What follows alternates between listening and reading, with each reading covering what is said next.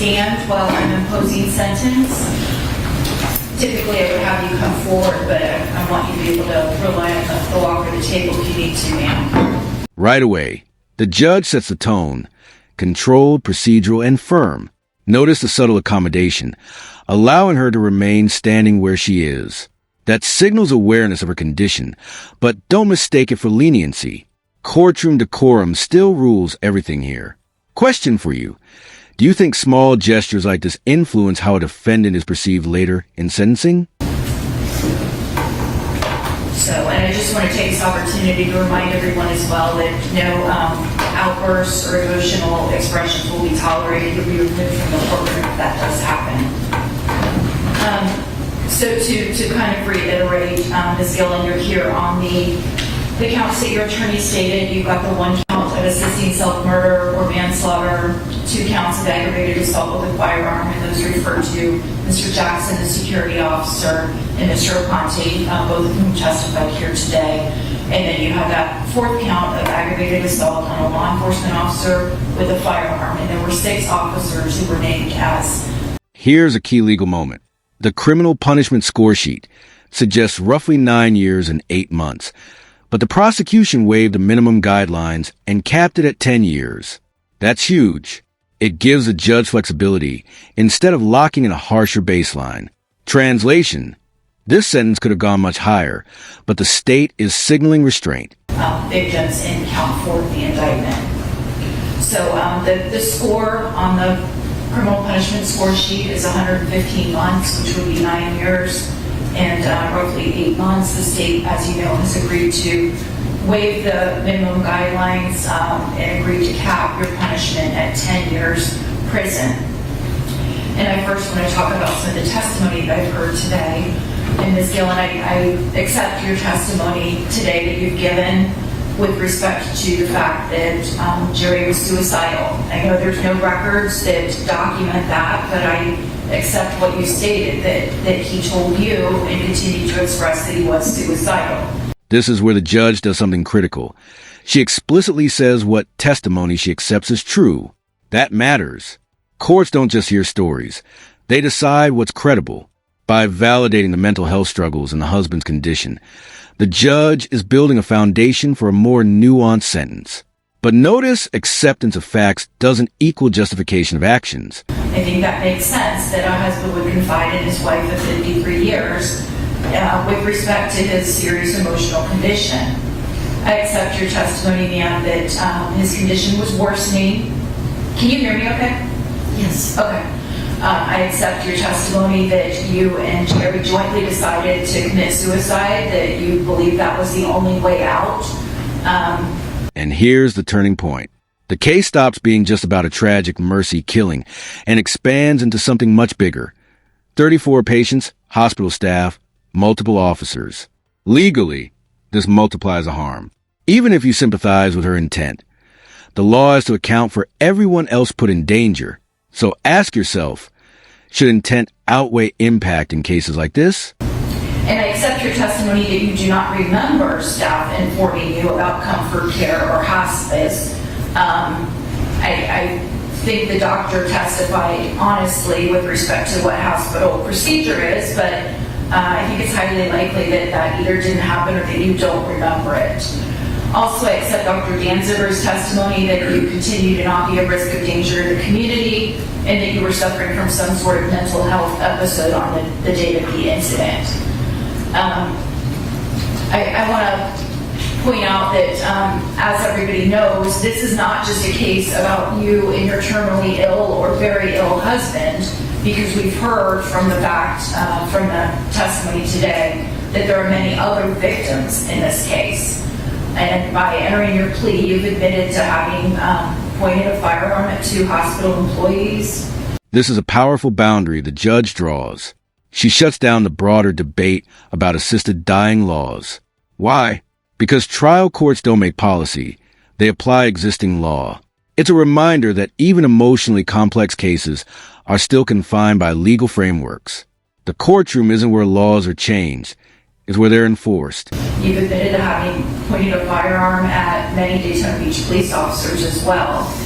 And we've heard today that there were 34 patients, 33 other patients on that floor who potentially had their medical treatment disrupted, not to mention putting them in fear for their lives and perhaps their family as well.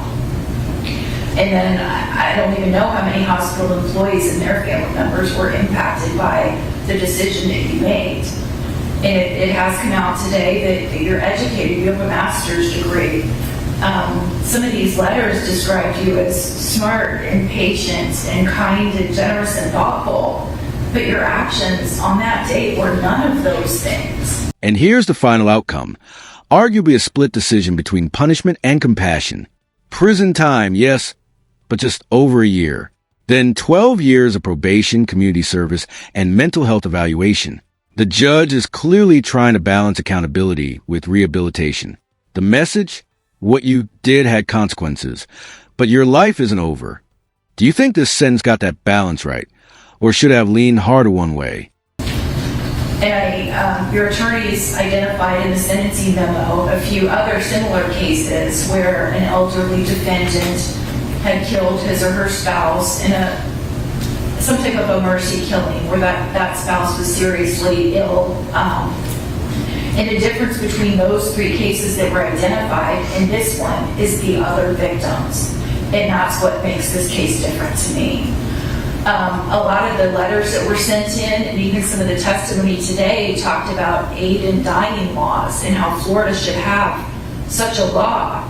This is not the proper venue to make that argument. I am not a lawmaker. That is not my focus. That's an argument that needs to go to the Florida legislature and them only.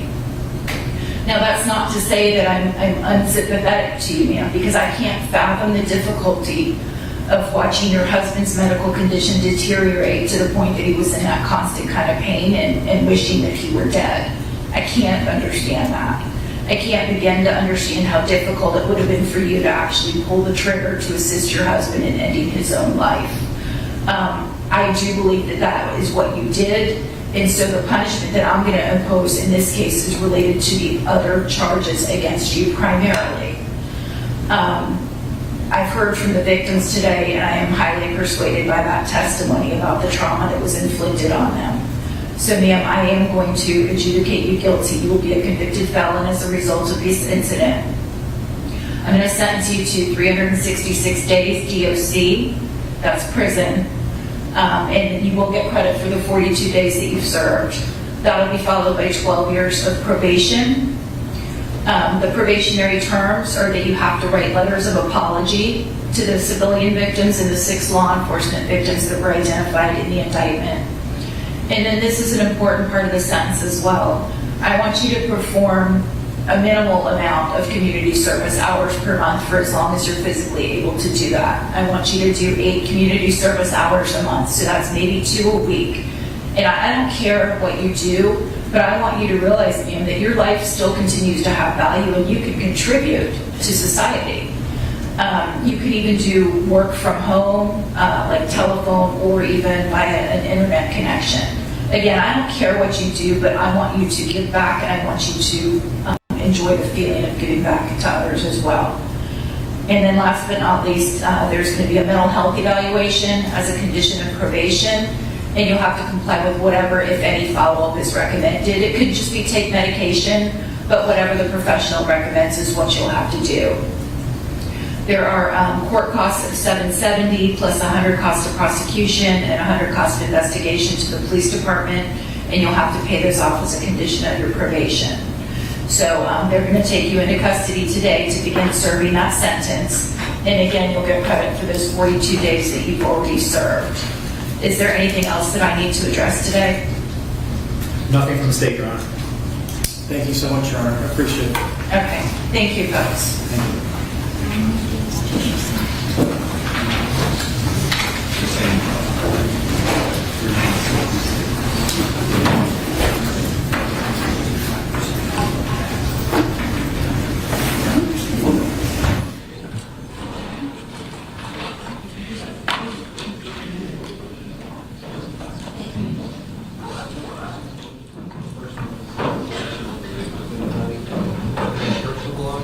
Yes. Yes, that has to be left. This goes to both.